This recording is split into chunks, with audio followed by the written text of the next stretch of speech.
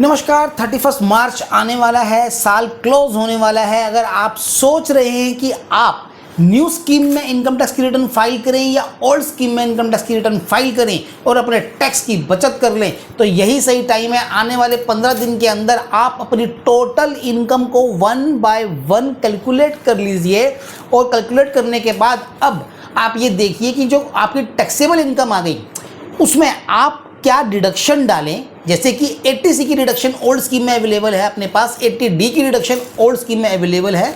80C के अंदर आपकी इंश्योरेंस पॉलिसीज, प्रोविडेंट फंड, बच्चों की स्कूल की फीस, ये सब चीज़ें आती हैं। इन सबको जोड़ के कैलकुलेट कर लीजिए। होम लोन का इंटरेस्ट भी इसमें नहीं आता, लेकिन होम लोन का प्रिंसिपल इसमें आता है, वो भी जोड़ लीजिए। आपको ये डिडक्शन में आपको मिल जाता है 80D के अंदर मेडिक्लेम प्रीमियम जो आप पे करते हैं उसका ही बेनिफिट मिल जाता है। तो ये सब चीज़ें जोड़कर अपनी ओल्ड टैक्स रिजीम के हिसाब से कैलकुलेशन कर लो और देखो कि आपके टैक्स में क्या इजाफा हुआ है या कम हुआ है। तो टोटल आपके पास टैक्स वहाँ से आ जाएगा ओल्ड स्कीम के हिसाब से।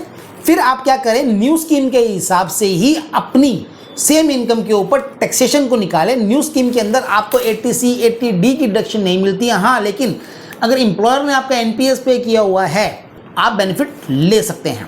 तो ये सब कैलकुलेट करने के बाद जो भी आपको टैक्स कम लगे वो वाली स्कीम आप चूज़ कर सकते हैं, पर बशर्ते आप जो भी करना चाहें वो 31 मार्च तक कर लें। अगर उसके बाद आप चलेंगे तो आपको पछतावे के अलावा कुछ नहीं मिलेगा। होपफुली इन्फॉर्मेशन आपके बहुत बहुत बहुत काम की होगी। धन्यवाद।